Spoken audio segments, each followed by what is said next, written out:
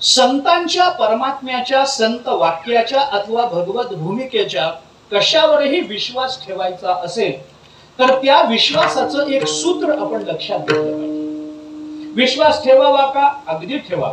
व्यवहारात माणसं ठेवतात की नाही? ठेवतात. परमार्थात ठेवतात का नाही? थोडा संकोच करून ठेवतात. थोडा. व्यवहारामध्ये विश्वास जेवढा पटकन बसतो तेवढा परमार्थामध्ये पटकन बसत नाही, ही वस्तुस्थिती आहे. रात्रभर आम्ही एखाद्या एसटी मध्ये प्रवास करतो तर आम्हाला रात्री एसटी मध्ये डोळा लागतो की नाही? डोळा लागतो की नाही? कुणाच्या विश्वासावर? तो चालवणारा ड्रायव्हर, ना आमच्या नात्याचा, ना आमच्या गोत्याचा, ना आमच्या संबंधातला, ना आमच्याबद्दल त्याला काही फार प्रेमाचा कळवळा, फार जीवाला काही नसतं, पण तरी त्याच्यावर विश्वासून आम्ही निवांत झोपलेलो असतो आणि मग सांगतो घर कधी आलं आम्हाला कळलंच नाही, आणि त्याला डोळा लागला असता तर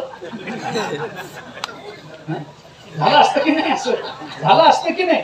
झालं असतं ना. पण त्याला डोळा लागणारच नाही हा विश्वास आमच्या अंतःकरणात कशाच्या जोरावर निर्माण झाला सांगा ना? कशाच्या जोरावर? काही याला उत्तर नाही महाराज, काही उत्तर नाही. फक्त चालत आलेलं आहे. आतापर्यंत अनेक लोक रात्री प्रवास करतात, अनेक एसटी मध्ये अनेक लोक रात्रभर एसटी मध्ये बसून प्रवास करतात. त्यांना आतापर्यंत काही झालं नाही, आपल्यालाही काही होणार नाही. या अनुमानावर चाललेलं असतं, हे विश्वासावर चाललेलं प्रकरण नाही. हे अनुमानावर चाललेलं प्रकरण. या ड्रायव्हरला डोळा लागणार नाही याचा विश्वास नसतो, तिथे अनुमान असतं. म्हणून अनुमानावर चालतो तो प्रपंच आहे आणि विश्वासावर चालतो तो परमार्थ आहे. विठ्ठल